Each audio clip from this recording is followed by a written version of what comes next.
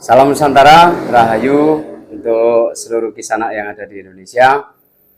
Berjumpa lagi dengan Herlando di Sasana Sastra ya. Hari ini beda dengan yang sebelum-sebelumnya ini, kisanak semua.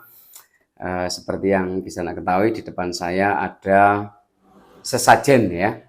Nah, ini nanti yang akan kita bahas. Nah, gini, apakah nanti ini saya akan mengundang makhluk-makhluk gitu ya, seperti yang sudah beredar di masyarakat gitu ya. Jelas tidak, kisanak semua. Ini kita akan bertujuan untuk membalikkan fakta yang selama ini beredar di masyarakat ya, mengenai sesajen ya, dan kita akan membahasnya secara detail. Untuk itu, seperti biasa, siapkan kopinya, bakar rokoknya, kita akan belajar bareng-bareng.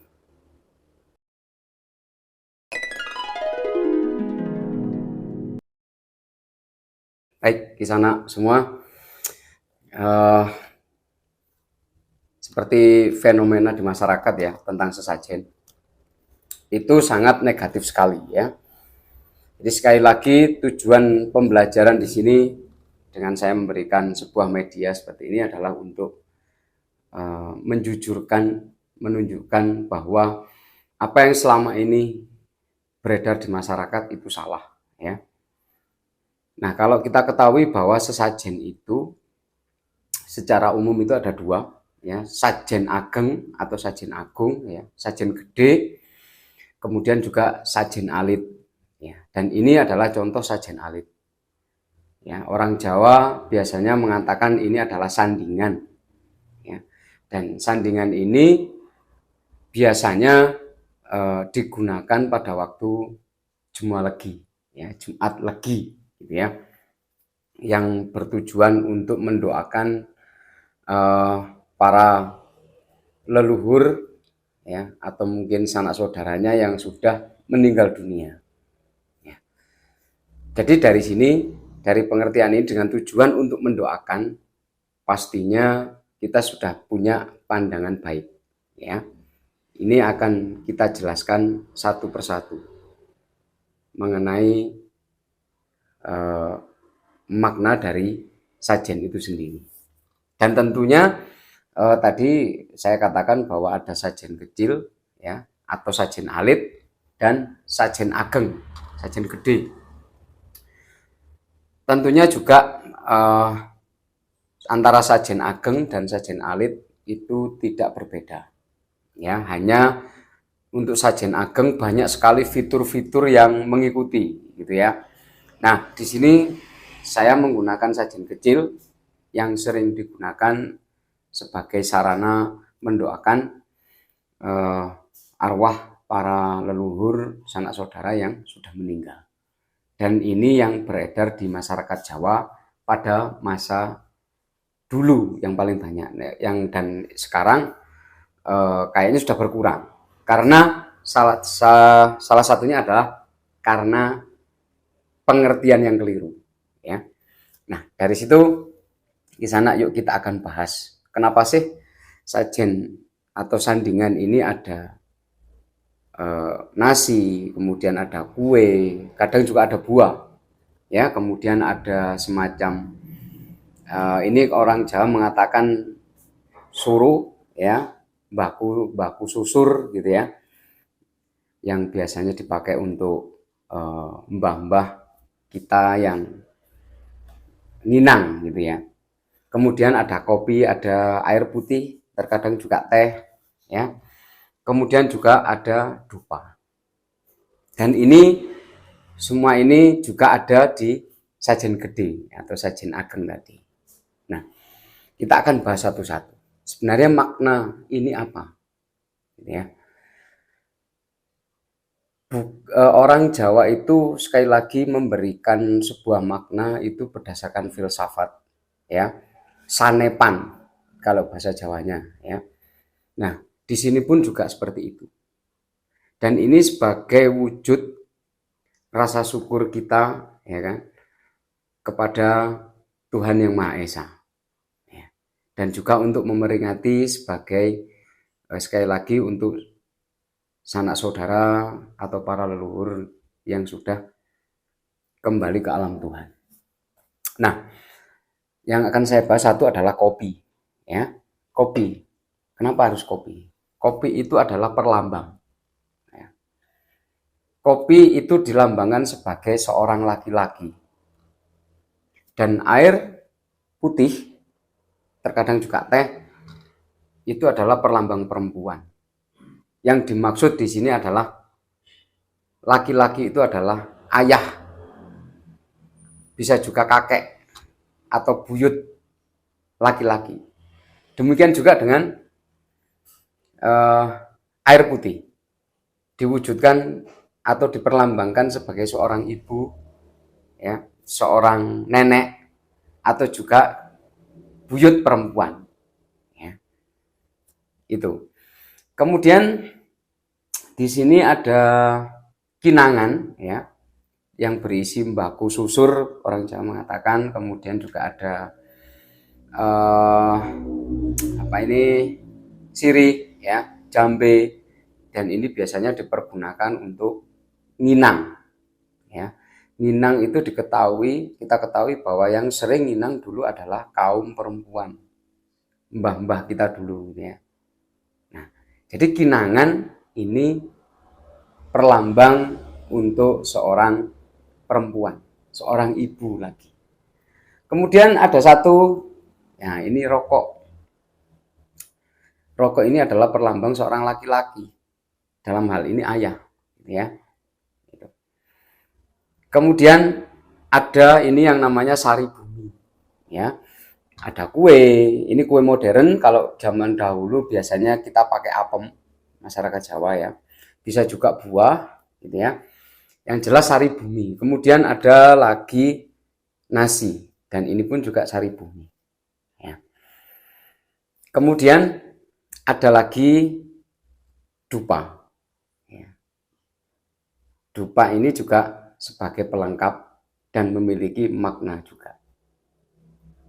Jadi makna di sini semua, di sana semua ini adalah ibaratnya seperti ini. Saya sebagai seorang anak, ya kan, misalkan leluhur saya, misalkan nenek saya, kemudian mbah-mbah saya yang dahulu juga sudah kembali ke alam sana. Ini adalah sebagai wujud syukur saya kepada Tuhan untuk mendoakan beliau, ya, bahwa adanya saya itu karena ada seorang laki-laki dan seorang perempuan, atau adanya saya itu karena seorang ayah dan seorang ibu, ya. Ini juga perlambang, gitu. Adanya saya adalah karena ada seorang ayah dan seorang ibu. Jadi saya diciptakan oleh Tuhan melewati orang tua saya, gitu. Nah, ketika saya lahir, kemudian oleh orang tua saya dirawat, diberikan makan.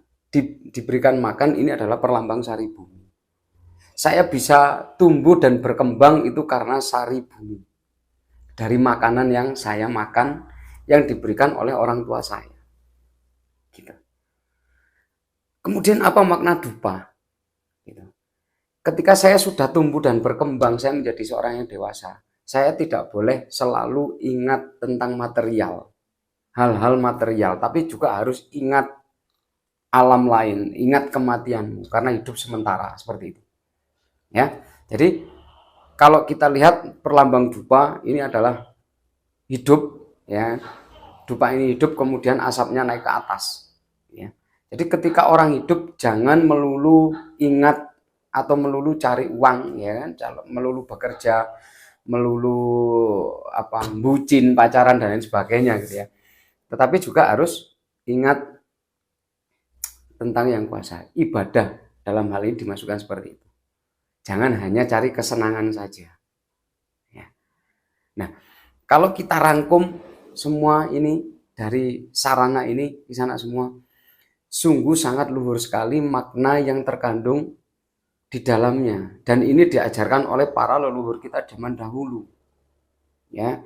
Secara filsafat, ya, sekali lagi saya akan bahas bahwa saya lahir dari orang tua, ya. Kemudian saya bisa tumbuh dan berkembang karena dirawat oleh orang tua saya. Ini. Kemudian juga saya diberikan makan.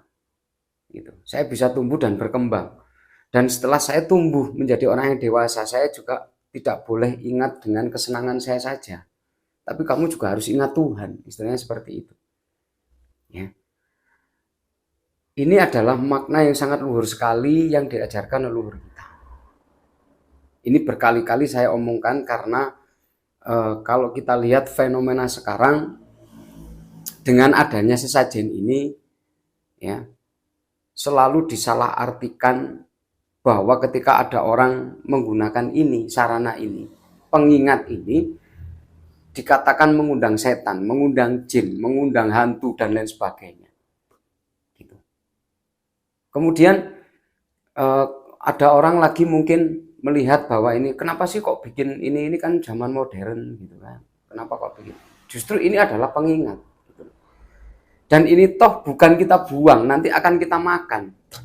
Gitu. Ya, jadi kalau perlu Kisanak ketahui bahwa sesajian ini yang kita doakan dengan cara Jawa ataupun dengan cara keagamaan, it's okay gitu kan. Jadi saya berharap makanan ini akan disentuh oleh Tuhan, kemudian makanan ini saya makan, kemudian saya tersucikan. Bayangkan ketika makanan ini tersentuh oleh Tuhan, akhirnya saya menjadi orang-orang yang tersucikan juga seperti itu. Gitu. Jadi bukan kalau misalkan Kisanak melihat di suatu tempat misalkan ya, kemudian ada sesajen, kemudian ini untuk ngasih makan penunggu yang ada di situ, no, bukan sekali seperti itu. Ya. Kalau toh memang itu ada yang seperti itu, berarti jujur saja itu adalah orang-orang yang tidak mengerti. Bahkan ketika sesajen ini dipakai, misalkan ada orang yang kalau zaman sekarang bilangnya meneluh orang atau nyantet orang, kemudian pakai sarana seperti ini. Kemudian ada lagi menggunakan ini untuk cari rezeki, tombok togel misalkan seperti itu. Saya katakan itu adalah masyarakat atau orang-orang yang sangat bodoh dan tidak tahu makna daripada atau filsafat daripada sajen itu sendiri. Ya. Jadi jujur saja budaya Jawa kita, budaya adiluhung Jawa yang ada di Indonesia ini banyak sekali yang terpinggirkan, banyak sekali yang terdiskriminasi. Karena apa? Salah pengertian yang diturunkan secara turun-temurun. Gitu. Kemudian diturunkan juga kepada orang yang tidak tahu, akhirnya diberikan judgement bahwa ketika ada orang mau menggunakan sajen itu pasti ngundang hantu, ngundang setan, seperti itu. Padahal dari mana gitu loh, ya kan? Bukan seperti itu. Bahkan ketika ada mungkin orang yang mengatakan praktisi Jawa, praktisi kejawen, orang yang mengatakan dirinya tua, kemudian menggunakan ini untuk mencelakai orang, untuk mengundang hantu biar saya dapat nomor, biar saya dapat pesugihan misalnya. Ini adalah orang tua yang bodoh. Ya. Saya mengatakan dia sepuh umurnya, tapi sepah. Ya, sepah itu ilmunya, pangertennya sepah. Ya, tidak ada gunanya. Jadi itu Kisanak semua bahwa sajen ini sama sekali bukan untuk hal-hal yang negatif, ya, bukan sama sekali bukan untuk mencelakai orang, tidak. Ini adalah sebagai pengingat untuk kita sendiri. Kita ingat dengan orang tua kita, kita ingat dengan nenek kakek kita, ingat dengan buyut-buyut kita di masa lalu, ya, bahwa saya dilahirkan dari kedua orang tua saya. Jadi saya wajib mendoakan beliau dan saya wajib mengingat beliau, seperti itu. Jadi dari sini semoga penjelasan yang singkat ini mampu membuka wawasan kita semua agar nantinya budaya kita, ya kan, budaya Jawa itu tidak selalu salah artikan oleh masyarakat kita sendiri dan dipinggirkan oleh masyarakat kita sendiri. Ya, junjung tinggi budaya kita, budaya apapun, nggak hanya Jawa, ya kan, agar kita menjadi bangsa-bangsa yang kuat sesuai dengan budaya kita masing-masing. Untuk itu, di sana semua, jaga budaya kita, junjung tinggi budaya kita, jangan menjunjung tinggi budaya asing. Saya Herlando, akhir kata, salam Nusantara, rahayu.